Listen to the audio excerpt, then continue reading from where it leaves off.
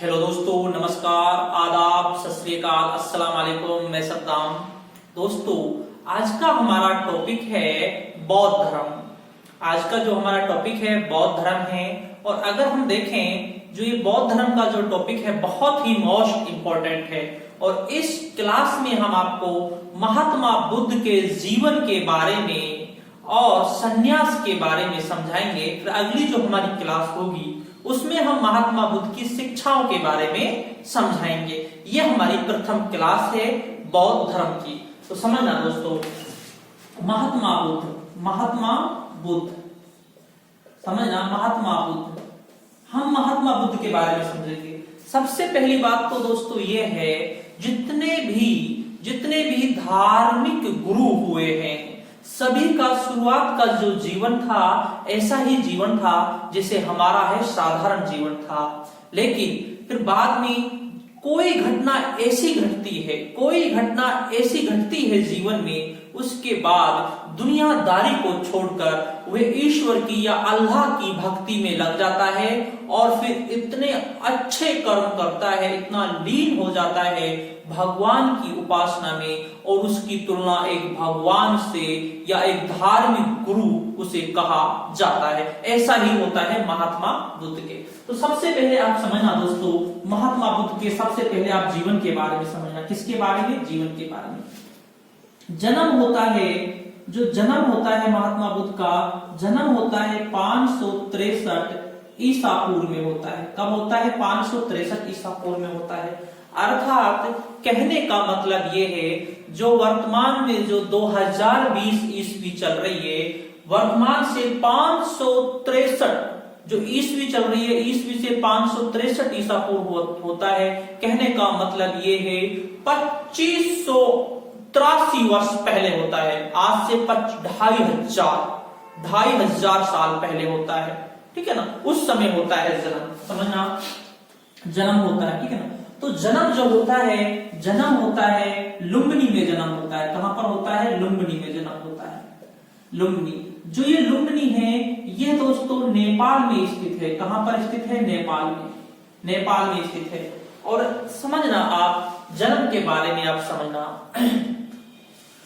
आपने अशोक महान का नाम सुना होगा। किसका नाम सुना होगा? अशोक महान का आपने नाम सुना होगा।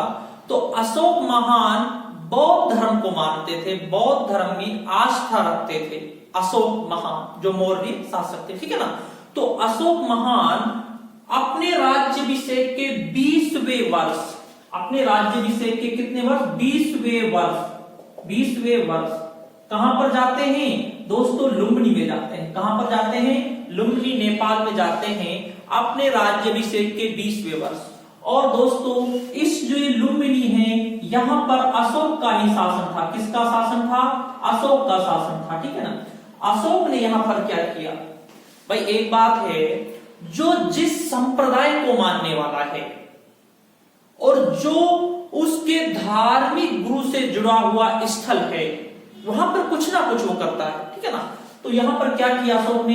यहां पर 1/4 जो कर लिया जाता था, 1/4 कर के स्थान पर 1/8 कर दिया, राज कर दिया। ठीक है ना? लेकिन जो धार्मिक कर था, धार्मिक कर को समाप्त कर दिया। किसको? धार्मिक कर को समाप्त कर दिया। क्या कर दिया दोस्तों? समाप्त कर दिया। अब समझना, आप इससे हमें यह जानकारी प्राप्त होती है भाई, जब धार्मिक कर को समाप्त करेगा अशोक, तो भाई यूं ही तो करेगा नहीं, वो हर किसी जगह कर दिया। क्योंकि धार्मिक कर को भी अशोक ने इसलिए समाप्त किया था क्योंकि अशोक बौद्ध धर्म को मानने वाला था और महात्मा बुद्ध की जो जन्मभूमि थी वो लुम्बिनी थी, इसलिए यहां पर किया था कम।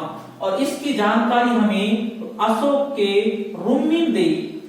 के रुम्मिनदेई अभिलेख से प्राप्त होती है। कौन से अभिलेख से? रुम्मिनदेई। ये अशोक का जो अभिलेख है ये कहां पर स्थित है? नेपाल में स्थित है। तो जन्म पूरी तरह क्लियर हो चुका। कहां पर होता है? लुम्बिनी में होता है। ठीक है ना? बात करते हैं, पिता का नाम क्या था? पिता का नाम था भाई शुद्धोधन था। पिता का नाम शुद्धोधन। ये दोस्तों शाक्य कुल के, कौन से? शाक्य कुल के प्रधान थे। क्या थे? शाक्य कुल के प्रधान थे, ठीक है ना। शाक्य जो कुल था, एक कुल था शाक्य, उस कुल के क्या थे? प्रधान थे, ठीक है ना। जो कपिलवस्तु के शाक्य होते थे, एक कपिलवस्तु एक राज्य था, वहां के शाक्य थे, और शाक्य कुल का प्रधान कौन था? शुद्धोदन था। हम यहां पर ये कह सकते हैं जो महात्मा बुद्ध थे, जो महात्मा बुद्ध थे वो एक राजा का पुत्र था। भाई ये शुद्धोधन एक राजा ही तो हो गया ना, एक राजा का पुत्र था, ठीक है ना। अब भाई महात्मा बुद्ध, माता का नाम क्या था भाई? माता का नाम था महामाया। क्या नाम था? महामाया, ठीक है ना। जो ये महामाया थी, ये रामग्राम के जो कोली थे, ये कोलीय गण की थी, कोलीय कुल की थी। कौन से कुल की थी? कोलीय कुल की थी। भाई यहां तक हमारा क्लियर हो गया। भाई क्या होता है, आजकल थोड़ा प्रश्न गहराई से भी पूछ लिए जाए भाई, ठीक है ना। तो महामाया कौन से कुल से थी? ये कोलीय कुल से थी। भाई यहां तक भी हमारा क्लियर हो गया। जो बचपन का नाम था महात्मा बुद्ध का, वो क्या था भाई? सिद्धार्थ था। बचपन का नाम क्या था? सिद्धार्थ था, ठीक है भाई। सिद्धार्थ बचपन का नाम था, ठीक है ना। और दोस्तों जो सिद्धार्थ था बचपन का नाम था, ठीक है ना। यहां के बाद हमारा होता है, ये बचपन का नाम हो गया, बचपन का नाम, ठीक है ना। यहां तक हमारा क्लियर हो गया, ठीक है ना। और अगर हम गोत्र की बात करते हैं, जो गोत्र था गौतम। कौन सा गोत्र था? गौतम। इसलिए गौतम बुद्ध कहलाए, इसलिए गौतम बुद्ध भी कहते हैं। गोत्र के कारण क्या कहते हैं? गौतम बुद्ध भी कहते हैं। गोत्र था गौतम, ठीक है ना। यहां तक हमारा क्लियर हो गया, ठीक है ना। इसके बाद यहां तक जन्म हो गया, ये माता पिता का नाम हो गया, बचपन का नाम हो गया। लेकिन हमें तो इसकी पहले कहानी समझिए भाई, ठीक है ना। कहा जाता है जो ये महामाया थी, महात्मा बुद्ध की जो महामाया थी, तो कहा यह जाता है महामाया को एक रात को एक सपना दिखा था। भाई रात को क्या दिखा था? एक सपना दिखा था महामाया को, ठीक है ना। और सपने में महामाया के गर्भ में एक सफेद हाथी ने प्रवेश किया। किसने प्रवेश किया? सफेद हाथी ने प्रवेश किया गर्भ में, ठीक है ना। तो अब समझना, महात्मा बुद्ध के यहां पर समझना, जन्म धारण का, यहां कह सकते हैं गर्भ धारण का प्रतीक क्या हो जाएगा भाई? किसने प्रवेश किया था? सफेद हाथी ने किया था। जो ये प्रतीक चिन्ह होते हैं, इसके पीछे कोई ना कोई कहानी जुड़ी होती है। जैसे भाई महाभिनिष्क्रमण, घर से जब बाहर निकलेंगे महात्मा बुद्ध, किस पर निकलेंगे? घोड़े पर निकलेंगे। तो प्रतीक चिन्ह क्या हो जाएगा भाई? घोड़ा हो जाएगा। कहने का मतलब है इतिहास में हर चीज के पीछे कोई ना कोई कारण होता है। इतिहास में कोई भी घटना कभी भी बिना कारण के नहीं घटती। ये बात आप क्लियर समझ ले, ठीक है ना। इसके बाद साहब जन्म धारण का प्रतीक क्या है? सफेद हाथी हो गया, सफेद हाथी है भाई साहब, ठीक है ना। इसके बाद, ठीक है ना, इसके बाद और जन्म का प्रतीक है कमल का फूल, ये है जन्म का प्रतीक। यहां तक हमारा क्लियर हो गया भाई। जन्म का प्रतीक क्या हो गया? कमल का फूल। भाई पूछ लिया जाता है, ठीक है ना। अब इसके बाद समझना, कहा जाता है, ये मैं नहीं कहा, कहा जाता है जब महात्मा बुद्ध का जन्म हुआ तो महात्मा बुद्ध 7 कदम चले जन्म लेते ही। कितने कदम चले? 7 कदम चले जन्म लेते ही। और कहा महात्मा बुद्ध ने, यह मेरा अंतिम जन्म है, इसके बाद मुझे बार बार जन्म लेने से क्या मिल जाएगी भाई? मुक्ति प्राप्त हो जाएगी। यहां तक क्लियर हो गया। और कहा जाता है जिस दिन महात्मा बुद्ध का जन्म हुआ उस दिन 7 औरों का भी जन्म हुआ। महात्मा बुद्ध का जन्म, उसके बाद जो पत्नी थी यशोधरा, उसका भी उसी दिन जन्म हुआ। जो दोस्त था आनंद था, उसका भी, जो कंथक था सारथी था, उसका भी उसी दिन जन्म हुआ। जो छंदक नहीं, कंथक घोड़े का नाम है, और जो छंदक था, जो सारथी था, उसका भी उसी दिन जन्म होता है। तो दोस्तों कहने का मतलब ये है 7 लोगों का जिसमें घोड़ा भी शामिल है, जिसका महात्मा बुद्ध के जीवन से जुड़े हुए हैं, उनका जन्म भी उसी समय हुआ था। और ये जो जन्म होता है ये वैशाख पूर्णिमा के दिन होता है, वैशाख पूर्णिमा, ठीक है ना, वैशाख पूर्णिमा। तो ये जो वैशाख पूर्णिमा है इसका महात्मा बुद्ध के जीवन में बहुत बड़ा योगदान है। भाई जन्म भी वैशाख पूर्णिमा को होता है और इसके बाद जो केवल्य जो ज्ञान प्राप्त होता है वे भी वैशाख पूर्णिमा को प्राप्त होता है और जो मृत्यु होती है वो भी वैशाख पूर्णिमा के दिन होती है। केवल महाभिनिष्क्रमण को छोड़कर सब कुछ कब होता है, वैशाख पूर्णिमा को होता है। अब समझना भाई, अब होता ये है शुद्धोधन के पास एक बहुत बड़ा पुरोहित पंडित आया है, बहुत बड़ा, ठीक है ना, जिसका नाम था कौंडिन्य। भाई ये कौंडिन्य आया भाई, किसके पास आया भाई, इसके पास आया भाई शुद्धोधन के पास। भाई कौंडिन्य आया, कौंडिन्य ने भाई पहले क्या था, आज भी गांव में पंडितों से पूछते हैं बहुत बड़ी बड़ी, कोई भाई हमारा बच्चे का क्या होगा, इसकी नौकरी कब लगेगी, वर्तमान में भी तो पूछते हैं ना, इसकी नौकरी कब लगेगी, क्या होगा क्या नहीं होगा, इसका विवाह कब होगा, विवाह के बारे में भी पूछते हैं, सुनते हैं दोस्तों से, भाई विवाह कब होगा, ऐसे पंडितों से पूछा जाता है। कोई पंडित बोलता है भाई 30 साल के बाद होगा, 32 साल के बाद होगा, जैसा भी है, और अंतर जाति में विवाह होगा, ऐसे भी बोलते हैं, ठीक है ना। तो समझना, अब जो कौंडिन्य ने कहा भाई या तो आप इसकी जो ये आपका लड़का है ना, या तो आप इसका कोई विवाह कर लें, इसे विवाह कर लें और विवाह में इसको बांध दें और इसको मौज मस्ती इसको लिए दे दें आप, ठीक है ना, इसके लिए, वरना या तो ये बहुत बड़ा शासक बनेगा, चक्रवर्ती शासक बनेगा। क्या बनेगा दोस्तों, या तो एक बहुत बड़ा चक्रवर्ती शासक बनेगा, या क्या बनेगा, या एक बहुत बड़ा साधु संत बनेगा ये। अब भाई साहब क्या था, अब इसने क्या किया भाई, इसके तो पुत्र था साहब ये। अब शुद्धोधन ने क्या किया भाई, गर्मी के लिए अलग आवास बना दिया, सर्दी के लिए अलग आवास बना दिया और वर्षा के लिए अलग आवास बना दिया। मौज मस्ती की जिंदगी जी रही थी साहब, मौज मस्ती की जिंदगी जी रही थी। और इसके बाद क्या होता है, तो इसके बाद क्या किया, कम उम्र में ही इसकी क्या कर दिया, विवाह कर दिया। क्योंकि किसने कहा था भाई, कौंडिन्य ने कहा था ना, या तो आप इसका कम उम्र में ही विवाह कर दें, वरना जो ये बच्चा है ना ये एक साधु संत बनेगा। और भाई शुद्धोधन क्या चाहता था, शुद्धोधन का बेटा था, शुद्धोधन ये चाहता था भाई राजगद्दी को संभाले, क्योंकि शासक है ना, राजगद्दी को संभाले। इसलिए महात्मा बुद्ध को क्या किया, दुनियादारी में लिप्त कर दिया, मौज मस्ती में साहब आनंद लो, आपको तो कुछ भी नहीं करना, आपको सर्दी का अलग आवास बना दिया, गर्मी का अलग आवास बना दिया, वर्षा का अलग आवास बना दिया, बस आनंद लो। और 16 वर्ष की अवस्था में क्या कर दिया भाई, 16 वर्ष की अवस्था में क्या कर दिया, विवाह कर दिया। क्या कर दिया, विवाह। अब विवाह किससे किया था, यशोधरा से विवाह किया। किससे किया, यशोधरा से विवाह किया, ठीक है ना। ये यशोधरा कहाँ की थी, ये शाक्य कुल की थी, शाक्य कुल की थी यशोधरा। कौन से कुल की थी, शाक्य कुल की। सुप्रबुद्ध की बेटी थी। किसकी बेटी थी, सुप्रबुद्ध की बेटी थी। ये शाक्य कुल की थी साहब, इससे विवाह कर दिया। किससे, यशोधरा से, ठीक है ना। अब ये जो यशोधरा है, थोड़ा सा यशोधरा के बारे में समझे। जब हम जातक ग्रंथ पढ़ते हैं तो उसमें इसे विंबा कहा गया है। क्या कहा गया है, विंबा कहा गया है, ठीक है ना। और हम ललित विस्तार पढ़ते हैं तो ललित विस्तार में इसे गोपा कहा गया है। क्या कहा गया है, गोपा कहा गया है। ये नाम है ना, ये एनटीए नेट, कोरी लेक्चर और फर्स्ट गेट, यूपीएससी, पीसीएस के हिसाब से जो मेन एग्जाम होते हैं उनमें पूछ लिए जाते हैं। भाई विंबा का प्रयोग किसने किया गया है, ये जातक ने किया गया है। विंबा कौन थी, महात्मा बुद्ध की पत्नी थी।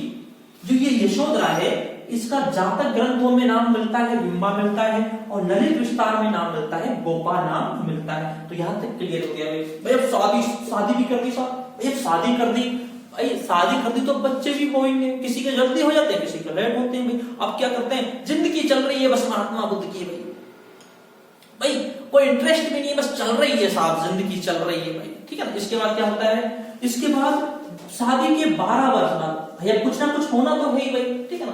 शादी के 12 वर्ष बाद 28 वर्ष की अवस्था में, 28 वर्ष की अवस्था में किसका जन्म होता है, भाई पुत्र का जन्म होता है। कब होता है, 28 वर्ष की अवस्था में पुत्र का जन्म होता है। भाई महात्मा बुद्ध को सूचना मिली कि आपके एक पुत्र का जन्म हो चुका है। तो महात्मा बुद्ध के मुंह से अचानक निकला राहु, क्या निकला? राहु। अर्थात एक और बंधन आ गया। क्या गया?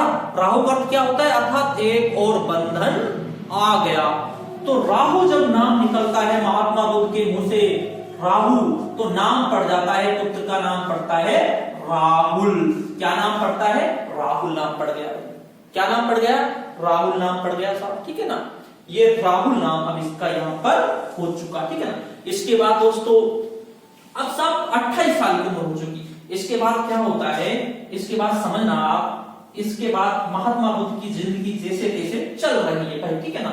अब होता ये है साहब, महात्मा बुद्ध के बारे में कहा जाता है मध्यम निकाय है, मध्यम निकाय, क्योंकि भाई ये एक लेवल के हिसाब से ये सारी चीजें एग्जाम में आती है, ठीक है ना।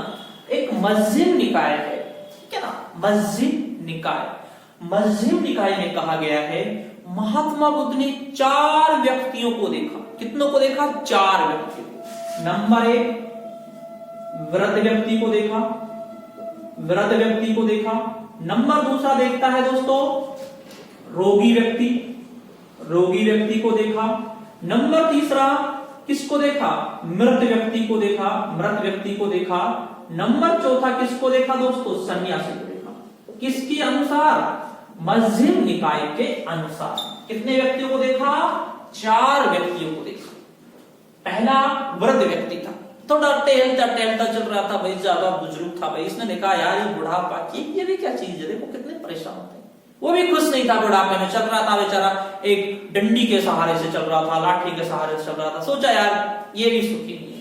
इसके बाद रोगी व्यक्ति को देखा भाई, रोगी व्यक्ति तो बस अपने रोग में भाई लिप्त था भाई, वो तो दुखी था, वो भी दुखी था, ठीक है। इसके बाद मृत व्यक्ति को देखा। अब मृत व्यक्ति का तो सुख दुख से क्या मतलब, वो तो मर चुका है ना, ठीक है ना। मृत व्यक्ति को देखा और इनमें सबसे ज्यादा जो खुश देखा वो किसको देखा? सन्यासी को देखा। किसको देखा भाई? सन्यासी को देखा। अब महात्मा बुद्ध ने सोच लिया भाई अब तो मुझे भी क्या लेना है? सन्यास लेना है। क्या लेना है? सन्यास लेना है। तो 29 वर्ष की अवस्था में 29 वर्ष की अवस्था में महात्मा बुद्ध ने घर छोड़ दिया। 29 वर्ष की अवस्था में गृह त्याग दिया। क्या त्याग दिया दोस्तों? गृह त्याग दिया, जिसे क्या कहा जाता है? गृह त्यागने को क्या कहा जाता है? महाभिनिष्क्रमण।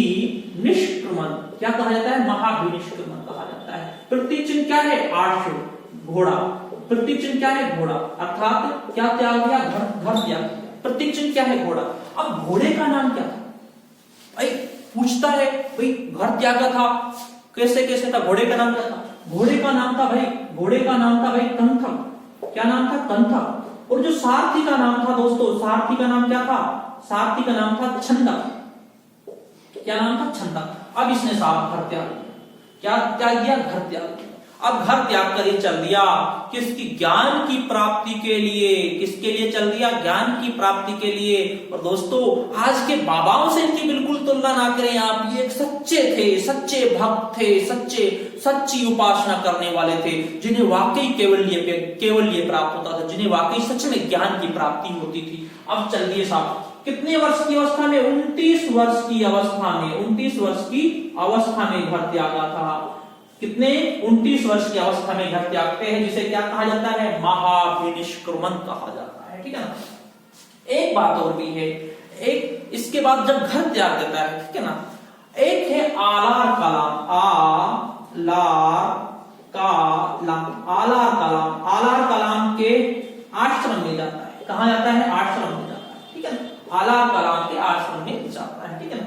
इसके बाद आलार कलाम का आश्रम में गए और शिष्य बन गया। किसका शिष्य बन गया? आलार कलाम का, ठीक है। आलार कलाम का शिष्य बन गया, ठीक है। आपने दोस्तों एक आजीवक संप्रदाय पढ़ा होगा, वो आलार कलाम आजीवक संप्रदाय से भी जुड़ा हुआ है। आजीवक संप्रदाय, ठीक है ना भाई। यहां तक जो ये आजीवक संप्रदाय होता है, ये भी जैनों की तरह कपड़े नहीं पहनते, यूं ही रहते हैं, ठीक है ना। इसीलिए आजीवक संप्रदाय के लिए मौर्य शासकों ने गुफाएं बनवाई थी, ठीक है ना भाई। जैसे बाराबर की गुफाएं हो, ठीक है, नागार्जुन, ठीक है।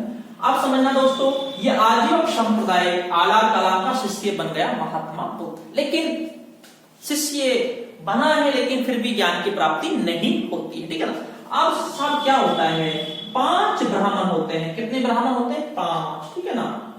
आंज, नंबर दूसरा असजिद, भद्दिये, और अगला है नंबर चौथा है वक्त, और नंबर 5 में है कोडिन्नीय, ठीक है ना, कोडिन्नीय, ठीक है ना।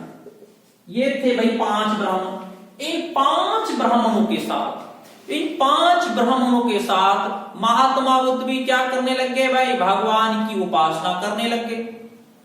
भाई ज्ञान प्राप्ति के लिए 5 ब्राह्मण भी साथ थे।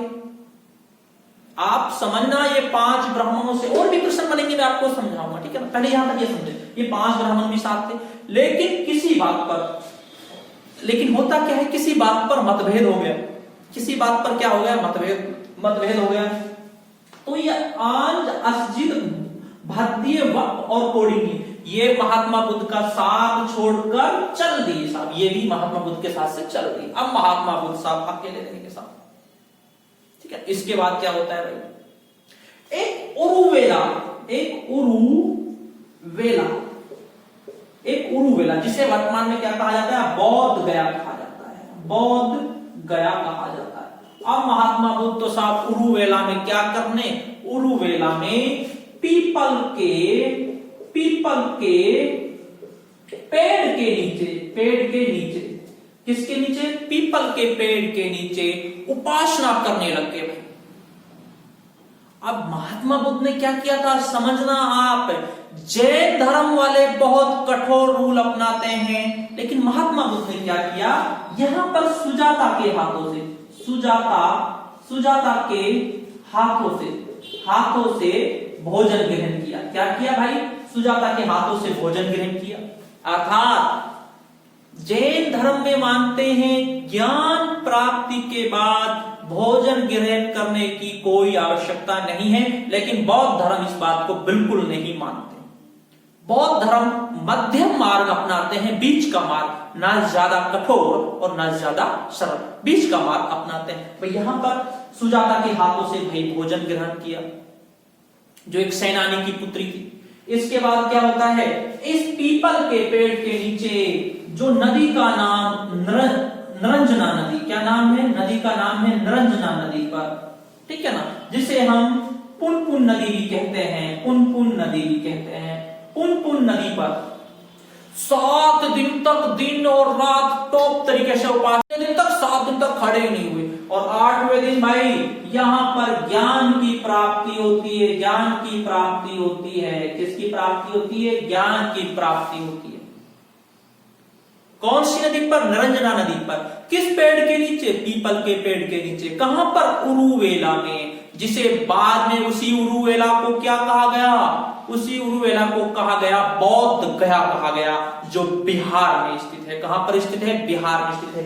यहां पर ज्ञान की प्राप्ति हो जाती है। क्या हो गया भाई, ज्ञान की प्राप्ति बिल्कुल हो चुकी है बंदे को, ठीक है भाई, कोई प्रॉब्लम नहीं है। इसके बाद क्या होता है दोस्तों, अब ज्ञान की प्राप्ति के बाद, ज्ञान की प्राप्ति महात्मा बुद्ध को हो गई, ठीक है ना। अब तो महात्मा बुद्ध क्या, अब जो यहां पर जिसे हम सिद्धार्थ कह रहे थे, जिसका नाम था बचपन का नाम सिद्धार्थ, वो महात्मा बुद्ध बन गए। भाई एक बात बताइए, ज्ञान की प्राप्ति तो हो गई है, अब उसके बाद ये भी तो जरूरी है ना भाई, हमारा अंदर कितना ज्ञान है कितना नहीं है। अगर हम दूसरे के सामने किसी को हम पढ़ाएंगे नहीं, समझाएंगे नहीं, किसी को हम धार्मिक शिक्षा नहीं देंगे, भाई दूसरे को क्या पता चलेगा कि हमारे अंदर कितना टैलेंट भरा हुआ है, भाई कितना ज्ञान भरा हुआ है हमारे। तो महात्मा बुद्ध को ज्ञान की प्राप्ति तो हो गई, अगर ये किसी को बताएगा ही नहीं, किसी को शिक्षा ही नहीं देगा, तो किसी को कैसे पता चलेगा भाई कितना ज्ञान है इसके अंदर। समझ रहे हैं ना भाई। अब क्या हुआ, अब भाई महात्मा बुद्ध ने ज्ञान देना चालू किया। भाई कहा मेरे को ज्ञान की प्राप्ति हो चुकी है भाई। अब महात्मा बुद्ध ने क्या किया, जो ये 5 ब्राह्मण थे, इन्हें आप याद रख लें, आप जो साथ छोड़कर आए थे, तो महात्मा बुद्ध ने कहां पर इन्हें ज्ञान दिया,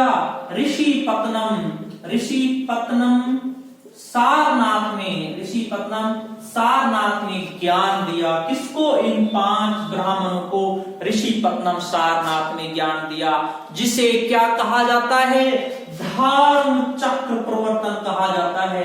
धर्म चक्र प्रवर्तन कहा जाता है। अर्थात धर्म और चक्र का बार बार चलना, समाप्त नहीं होना, बार बार चलना। तो यहां पर महात्मा बुद्ध को इस तरीके से ज्ञान प्राप्त होता है। और कहां पर? ऋषि पत्तन सारनाथ में अपना प्रथम प्रवचन दिया, जिसे धर्म चक्र प्रवर्तन कहा जाता है। किनको दिया? उन 5 ब्राह्मणों को ज्ञान दिया था जो उसका साथ छोड़कर आए थे। तो दोस्तों यहां तक तो हमारा ये हो चुका है भाई। अब यहां पर अभी तो संदेश दिया है, ठीक है ना। अगर आप इसका स्क्रीनशॉट लेना चाहते हैं तो आप ले सकते हैं, ठीक है ना, क्योंकि मैं अब इसे साफ कर रहा हूं, आगे समझा रहा हूं आपको, ठीक है ना। यहां पर ज्ञान की प्राप्ति हो गई है। अब इसके बाद क्या होगा भाई? ज्ञान की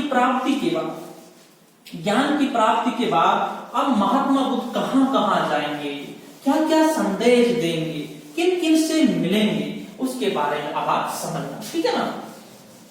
उसके बाद क्या होता है भाई? अब महात्मा बुद्ध कहां जाएंगे?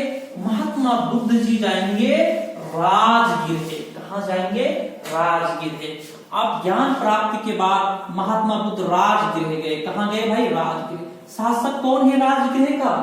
बिंबिसार है भाई। कौन है? बिंबिसार शासक है, ठीक है ना। बिंबिसार ने महात्मा बुद्ध का खूब स्वागत किया भाई, ठीक है ना। और यहां पर आश्रम कौन सा बनाया? वेलुवन आश्रम बनवाया। कौन सा आश्रम बनवाया? वेलुवन आश्रम बनाया। और एक बात और समझिए आप, बिंबिसार ने महात्मा बुद्ध को खुद अपने हाथों से भोजन ग्रहण कराया,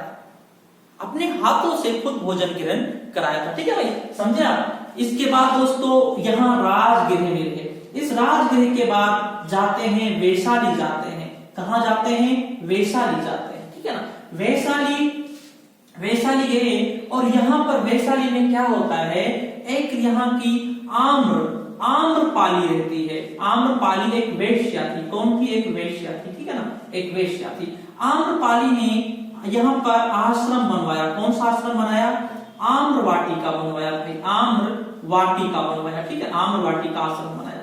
अब जो ये वेश्या थी आम्रपाली, ठीक है ना, आम्रपाली वेश्या थी, ठीक है ना। इसके बाद क्या होता है? आम्रपाली ने वेश्या का काम छोड़ दिया। और अब आप समझना, अब आपको यह भी पता चल रहा है कि वर्ण व्यवस्था बौद्ध धर्म में कठोर है या सरल है, ये भी आपको पता चल जाएगा।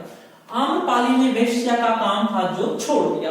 इसके बाद ये बौद्ध संघ में शामिल हो गई, बौद्ध संघ में शामिल हो गई आम्रपाली, है ना। अब समझना, यहां पर वैशाली में कुछ लोगों ने महात्मा बुद्ध से यह विनती की कि साहब ऐसे कीजिए, आप बौद्ध संघ में महिलाओं को भी शामिल कर लीजिए। किसको शामिल कर लीजिए? महिलाओं को भी आप शामिल कर लीजिए। तो महात्मा बुद्ध ने कहा, भाई मैं महिलाओं को तो शामिल कर सकता हूं, मुझे कोई ऐतराज नहीं है, लेकिन जो ये बौद्ध धर्म है ये 500 साल से ज्यादा नहीं चल पाएगा। भाई देखो सीधी सी बात है, एक तो बौद्ध भिक्षु होगा और एक बौद्ध भिक्षुणी होगी, एक ही मठ में होंगे। अब भाई रात का भी टाइम होता है, पता नहीं कब किसके दिमाग में क्या फितूर आ जाए, ऐसा ना हो कभी अपने रास्ते से भी भटक जाए। इसलिए महात्मा बुद्ध ने कहा था, भाई ये धर्म है जो 500 साल से ज्यादा नहीं चल पाएगा अगर महिलाओं को शामिल कर दिया तो। लेकिन प्रिय शिष्य जिसका नाम था आनंद, प्रिय शिष्य आनंद के कहने पर वैशाली में महिला संघ की स्थापना की, कहां पर? वैशाली में स्थापना की, ठीक है ना। अब समझना, महिला संघ की स्थापना की। प्रथम महिला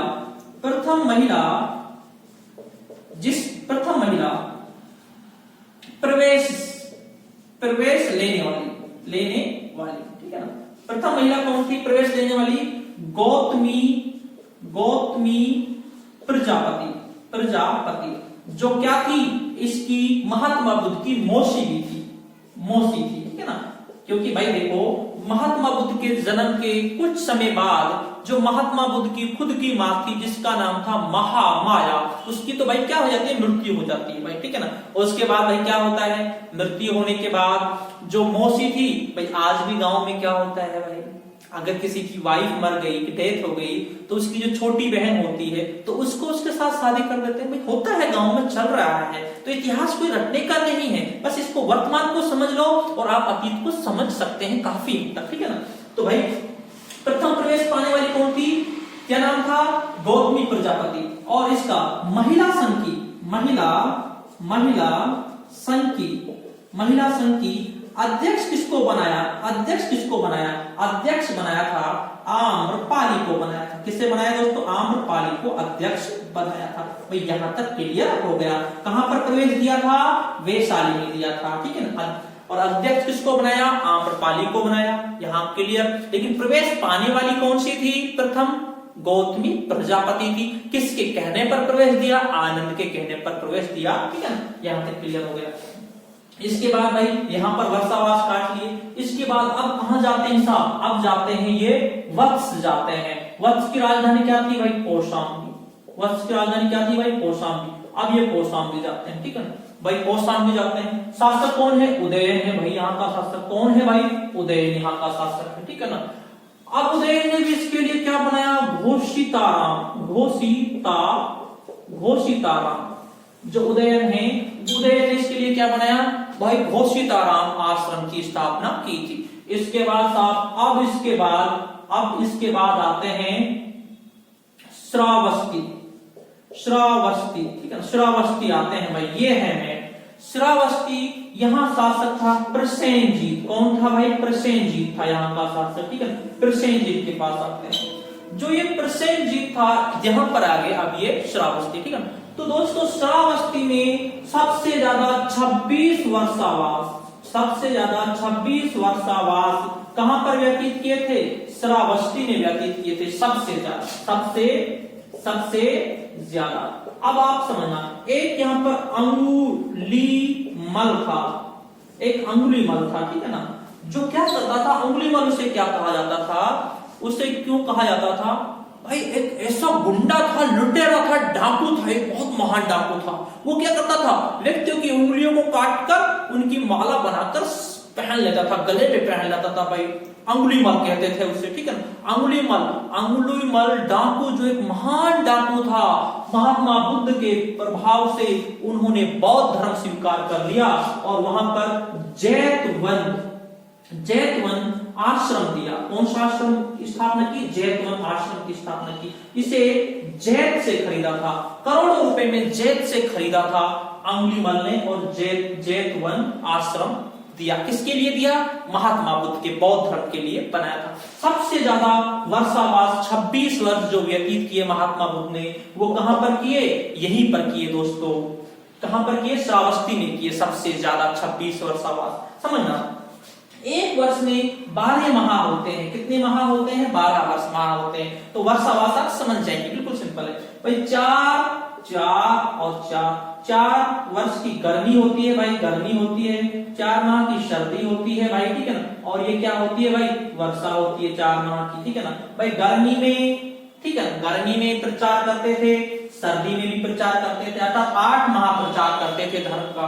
अब जो ये वर्षा है भाई, हम आज भी बूढ़े बड़ों से, अपने मम्मी पापों से, दादा दादी से हमने सुना है कि पहले खूब लंबी वर्षा होती थी, जिसे चौमासा कहते थे भाई। 4 माह तक बारिश चलती थी। तो हम तो भाई 2500 साल पहले की बातें कर रहे हैं ना। कब की बातें कर रहे हैं, 2500 साल पहले की। उस समय तो और भी ज्यादा बरसात होती होगी भाई, ठीक है ना। अब उसके बाद क्या था दोस्तों, तो जो ये 4 माह होते थे बारिश, ये बरसात के जो 4 माह होते थे, उस समय महात्मा बुद्ध एक स्थान पर रहते थे, बस वहां पर भगवान की उपासना करते थे, बस ज्ञान प्राप्ति के लिए बस करते थे साहब। और बाकी 8 माह क्या करते थे, प्रचार करते थे। इस तरह 26 वर्षावास कहां रहे सबसे ज्यादा भाई, कहां रहे, श्रावस्ती में रहे। कहां रहे, श्रावस्ती में रहे, ठीक है। अब आप समझना, देखो बिल्कुल सिंपल है भाई। एक बात बताइए, जहां पर व्यक्ति सबसे ज्यादा रहेगा, सबसे ज्यादा प्रचार भी तो धर्म का वहीं पर होगा। तो सबसे ज्यादा धर्म का प्रचार कहां पर होता है, श्रावस्ती में होता है बौद्ध धर्म का। बिल्कुल सिंपल है ना भाई, कहां पर होता है, श्रावस्ती में सबसे ज्यादा बौद्ध धर्म का प्रचार होता है। सबसे ज्यादा वर्षावास महात्मा बुद्ध ने यहीं पर व्यतीत की, ठीक है ना। लेकिन अंत में क्या होता है, महात्मा बुद्ध कहां जाता है दोस्तों, महात्मा बुद्ध पावा गया। पावा में महात्मा बुद्ध ने चंद नामक ये चंद नामक लोहार था, लोहार था चंद नामक, ठीक है ना। तो ये जो चंद नामक लोहार के घर पर क्या किया, भोजन ग्रहण किया। क्या किया, भोजन ग्रहण किया। और तो भोजन कहा जाता है शुकुरमुद, शुकुरमुद। एक ये शुकुरमुद की सब्जी थी। बहुत से इतिहासकार ये कहते हैं जो गोबर होता है, गोबर के पास एक जो सांप की सी छतरी, भाई सांप की सी एक छतरी होती है ना भाई, जो सांप की सी छतरी होती है तो उसकी सब्जी बनाई जाती थी उस समय, ठीक है ना। क्या बनाई जाती थी, उसकी सब्जी बनाई जाती थी, ठीक है ना। इसलिए इसे शुकुरमुद कहा गया है, ठीक है ना। ये सब्जी खाई तो पेट में क्या हो गया, पेट में दर्द हो गया, पेट में दर्द हो गया। दर्द कहां पर चालू होता है भाई, पावा में होता है, ठीक है ना। कहां पर होता है, पावा में। और फिर अंत में क्या होता है दोस्तों, कुशीनगर, कुशीनगर जिसे कुशीनारा कहते हैं। कुशीनगर में महापरिनिर्वाण प्राप्त होता है। क्या प्राप्त होता है, महापरिनिर्वाण प्राप्त होता है महात्मा बुद्ध को। कहां पर, कुशीनगर में प्राप्त होता है। और अंतिम प्रवचन किसको दिया था, सुबद्ध को दिया था। किसको दिया था, सुबद्ध को दिया था अंतिम प्रवचन। और अंतिम जो वर्षावास था वो कहां पर व्यतीत किया था, वह वैशाली में किया था, ठीक है ना दोस्तों। तो यहाँ पर सुबद्ध को अंतिम प्रवचन दिया था। और सुबद्ध को क्या कहा था, अरे जो ये दुनिया है एक दिन ये ऐसे ही समाप्त होने वाली है, कुछ भी यहाँ पर नहीं है कर्मों का। जैसा कोई कर्म करेगा बस उस तरीके से है, और दुनिया एक दिन समाप्त होने वाली है और कुछ भी नहीं है। तो ये था दोस्तों महात्मा बुद्ध के बारे में, ठीक है ना। महात्मा बुद्ध की 563 में जन्म होता है और 483 ईसा पूर्व में 80 वर्ष की अवस्था में महापरिनिर्वाण प्राप्त हो गया महात्मा बुद्ध को, ठीक है ना। ये था महात्मा बुद्ध के बारे में, ठीक है। अब इसके बाद क्या होता है दोस्तों, अब जैसे महात्मा बुद्ध का महापरिनिर्वाण होता है, इसके बाद क्या होता है, इसके बाद समझना। अब भाई महात्मा बुद्ध की मृत्यु हो जाती है, उसके बाद महात्मा बुद्ध के जो शरीर था, महात्मा बुद्ध का जो शरीर था उसे जो उससे जुड़े हुए थे, जो उससे साक्ष्य जुड़े हुए थे, उसे 7-8 भागों में बांटा। 8 भागों में बांटा। कितने में, 8 भागों में बांटा था, ठीक है। नंबर एक मगध के अजात शत्रु उन्होंने भाई हिस्सा मांगा। इसके बाद नंबर दूसरा कौन है भाई, कपिलवस्तु के शाक्य, भाई कपिलवस्तु के शाक्य उन्होंने मांगा भाई। इसके बाद नंबर तीसरा कौन है दोस्तों, इसके बाद पावा और कुशीनगर के जो मल थे उन्होंने भाई मांगा, ठीक है ना। अब नंबर चौथा है वैशाली के जो लिच्छवी थे उन्होंने भी भाई मांगा, भाई हमें भी दिया जाए। इसके बाद नंबर 5वां क्या था, नंबर 5वां था अलकल्प के बुल, उन्होंने हिस्सा मांगा। नंबर 6 क्या था दोस्तों, नंबर छठा था वेठ द्वीप के ब्राह्मण थे, उन्होंने हिस्सा मांगा, ठीक है ना। नंबर 7वां था पिपलीवन के मौर्य, इन्होंने हिस्सा मांगा, ठीक है ना। पिपलीवन के मौर्य इन्होंने हिस्सा मांगा। अब आप समझना, जो ये पिपलीवन के जो मौर्य थे ये भाई अंतिम समय में गए थे। क्या गए थे दोस्तों, ये अंतिम समय में गए थे पिपलीवन के मौर्य, ठीक है ना। पिपलीवन के मौर्य अंतिम समय में गए थे और इन्हें कुछ नहीं मिला, इन्हें केवल अंगारा मिला। उसका जब दाह संस्कार किया जा रहा था, जो अंगारे थे, जो आग के अंगारे थे वो मिले, इसलिए इन्होंने अंगारा स्तूप का निर्माण कराया। किसका निर्माण कराया, अंगारा स्तूप का निर्माण कराया। इनको केवल अंगारे मिले थे, ठीक है ना। अगला है रामग्राम के कोली, क्या थे, कोली, रामग्राम के कोलिये, ठीक है ना। इन्हें तो 8 थे दोस्तों, ये 8 में इसे विभाजित किया गया था, ठीक है ना। इन्हें पिपलीवन के मौर्य को केवल क्या प्राप्त होता है, जब दाह संस्कार किया जा रहा था, जो आग के जो गोले थे वो प्राप्त होते हैं और उनके ऊपर उन्होंने एक अंगारा स्तूप का निर्माण करवाया था। ठीक है ना। अब इसके बाद और भी प्रश्न रखते हैं। ठीक है, समझना भाई, मगध के अजात शत्रु ब्राह्मण थे, नहीं क्षत्रिय थे, क्या थे? क्षत्रिय थे। ये भी क्षत्रिय थे, ठीक है ना, ये भी क्षत्रिय थे, ये भी क्षत्रिय थे, ये भी क्षत्रिय थे, ये केवल ब्राह्मण थे। कितने क्या थे? ब्राह्मण थे। कहने का मतलब ये है जो 8 भागों में विभाजित किया जाता है उनमें से 7 क्षत्रिय थे और एक ब्राह्मण था, वो वेठद्वीप के ब्राह्मण थे। ठीक है ना, यहां तक थे। ठीक है ना। इसके बाद दोस्तों प्रसेनजीत ने कहा है, जो कहां का था भाई? श्रावस्ती। कहां का था? श्रावस्ती, जहां पर 26 वर्ष वर्षावास व्यतीत किए थे महात्मा बुद्ध। प्रसेनजीत ने कहा था भाई हम भी श्रावस्ती से हैं, महात्मा बुद्ध भी वहीं से हैं, मैं भी 80 वर्ष का हूं और महात्मा बुद्ध भी 80 वर्ष का है। ये प्रश्न पूछा भी गया है भाई, मैं भी 80 वर्ष का हूं और महात्मा बुद्ध भी 80 वर्ष का है। ये किसने कहा? ये प्रसेनजीत ने कहा था दोस्तों। ठीक है ना। तो दोस्तों आज के जो टॉपिक था बौद्ध धर्म, ये हमारी प्रथम क्लास है। इसमें हमने महात्मा बुद्ध के बारे में समझाया था। अब इसके बाद हम जो हमारी अगली क्लास होगी उसमें हम जो हमारी सेकंड क्लास होगी उसमें हम महात्मा बुद्ध की शिक्षाओं के बारे में समझाएंगे। उसमें हम जो बौद्ध संगति हैं, 4 हैं, उनके बारे में हम समझाएंगे। जो बौद्ध की शिक्षा है उन सभी चीजों के बारे में हम आपको समझाएंगे। तो दोस्तों ये थी हमारी प्रथम क्लास। तो दोस्तों अगर आपको पसंद आई हो तो आप लाइक करना बिल्कुल ना भूलें, क्योंकि कुछ आपका जा नहीं रहा है। लाइक करना बिल्कुल ना भूलें। अगर चैनल को सब्सक्राइब नहीं किया तो सब्सक्राइब करना ना भूलें, साथ में बेल बटन भी दबाएं। ठीक है दोस्तों, शुक्रिया दोस्तों, धन्यवाद।